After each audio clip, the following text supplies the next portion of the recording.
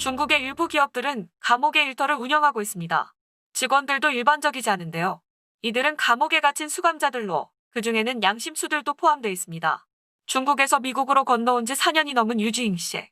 하지만 강제노동의 기억은 여전히 그녀를 괴롭히고 있습니다. 각자 하루에 젓가락 많게는 10,000개 이상을 포장해야 했어요. 거대한 가방 하나를 가득 채울 정도였죠. 젓가락뿐만이 아니었습니다. 유 씨는 스웨터와 스카프도 뜨개질을 만들었는데요. 2009년까지 7년 동안 일주일에 50에 60시간을 꼬박 일했습니다. 유 씨는 수감자들이 할당량을 채워야 했다고 전했습니다. 스웨터를 정말 느리게 뜨는 사람들이 있어요.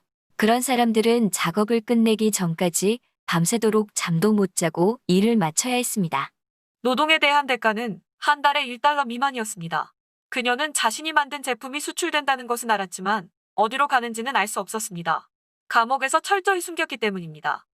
감옥은 매우 폐쇄적이라 많은 것이 비밀이었어요.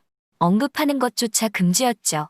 대화는 물론이고 눈을 맞추는 것조차 허용되지 않았습니다.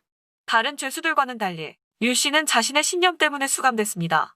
그녀는 진선인을 원칙으로 삼는 심신수련법인 파룬궁을 수련합니다. 파룬궁은 1990년대 중국에서 폭발적인 인기를 끌었지만 99년 정권은 파룬궁에 대한 탄압을 시작하며 잔인하게 박해하기 시작했습니다. 박해는 20년 넘게 지속되고 있습니다.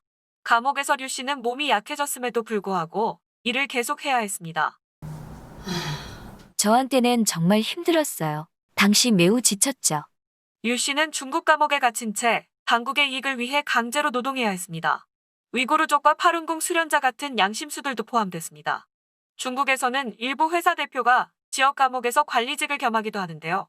중국의 많은 감옥들이 자체로 회사를 운영하기 때문입니다. 대부분은 국영기업입니다. 예를 들어 중국 남서부 수천성 감옥을 관장하는 부교도 소장은 감옥 내 기업의 총책임자이기도 합니다. 수천허창 기업은 의류 제조에서 부동산 취급까지 다양한 서비스를 제공합니다. 해당 기업은 43개 자회사가 있으며 각 자회사는 수천성에 있는 서로 다른 감옥에 소속돼 있습니다. 수천성이 유일한 성은 아닙니다. 2019년 인권보고서에 따르면 중국 감옥 기업 3분의 2 이상이 현지 감옥이나 감옥의 책임자이기도 합니다. 미국 법에 따르면 강제노동으로 제작된 수입품은 불법입니다. 하지만 외국 기업이 투명하지 않을 경우 조사를 하기는 어렵습니다.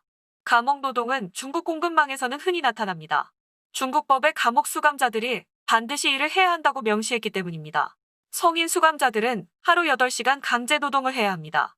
지금까지 NTD 뉴스였습니다.